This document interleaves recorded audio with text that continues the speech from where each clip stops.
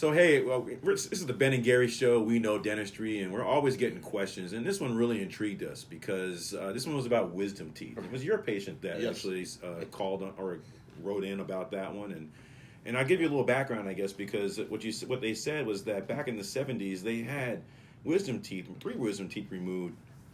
And the procedure was done in the 70s, and they had a numb chin for 6 months afterwards. Yeah. And I think that just sort of got them thinking about what in the world is that about. And the questions became, what's really good about being able to get your wisdom teeth out? Is it really necessary? Do they really prevent drifting of their teeth? Right. And when should we get them removed if that's the case? Right. So maybe we'll break that down just a little bit in terms of, are they a good thing to do?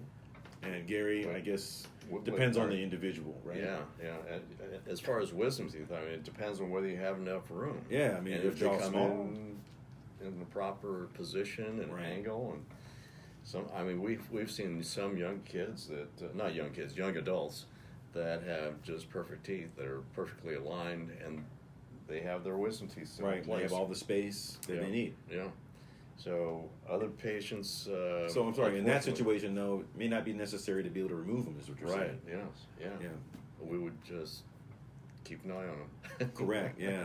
Keep an eye on them. But then there's others who, if they, like you said, if they come in malpositioned, they've come in all kinds of which ways. Horizontal, you're never going to get that. It's never going to come out. Right. I guess if there's not enough space, their jaw is kind of short. There's not enough space. As they come in, guess what happens? And it's going to create space. Right? It's going to push everything forward. Right. So there is some value in that, and so there's a need for specialties to be able to, I guess, orthodontists determine if they have enough space. Right. If they're going to have enough space. Oh yeah. Certainly makes their lives a lot easier when they're trying to move teeth around if they have extra space. So wisdom teeth aren't necessary really. So you kind of take them out and say, listen, we'll move them around with some more room. Right. So typically, though, if you're a young adult, we would recommend that you have them out probably when you're in high school. Yeah. Before you go off to college, or when you're home from college. So it's often before the roots actually get as long as they do as 15 to our age 20, here.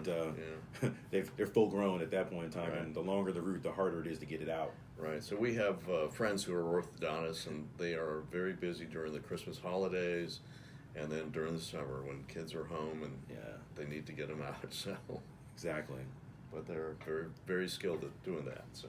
But the procedures have gotten so much better. This individual's experience of having a numb jaw, that's certainly a possibility. Anytime you're going to do a surgical procedure in and around your nerves, it's possible. Right. And he was talking about how they use a chisel and a mallet to, section the tooth and get it out. And that was before they even really had the ability to have 3D X-rays to know exactly where it is, to know exactly how to approach it, in the best way. So it was a little barbaric back in the 70s. Yeah, and so things have changed. Fortunately, they've changed. A lot of change in the positive direction. And now there's, in addition to 3D X-rays, that they call a cone beam, which I believe we covered in one of our other episodes. Right. There's also dynamic surgery. That's a big word. Yeah. What in the world is that? Wow, man, that's real-time surgery. So we have a friend who's an oral surgeon, of course, and he's able to make his cuts, and he can see exactly what he's doing on a monitor. Yeah. So in real time, it's almost as if you're, again, I think we talked about some laparoscopic surgeries. Yeah. There's usually a camera that allows you to be able to remotely look at a screen, but yet the procedure is, and your hands are in another place, and not really looking at what you're doing directly. You're looking on a monitor that's in high definition in real time, and you can see exactly where you're, in this case where we're going to relate it to wisdom teeth, where the drill is going. Exactly. And you can avoid the vital structures and get exactly what you need. Section a tooth instead of using a mallet and chisel, and my God, it just hurts me to think about it. It just seems archaic and barbaric, and we're better than that now. And technology, thankfully, has made advancements to make this a whole lot easier and quicker, faster. I think they talked about the jaw got stretched out because it was working on them so long, and chiseling away. That part didn't make sense to me, but oh my God! But anyway, different oral surgeon, I think, is what they maybe should have gone to. But it's amazing what they can do now. Oh my God, it's incredible. Yeah, so technology has allowed us to allowed them, and we don't do that. Yeah. I don't necessarily remove wisdom teeth.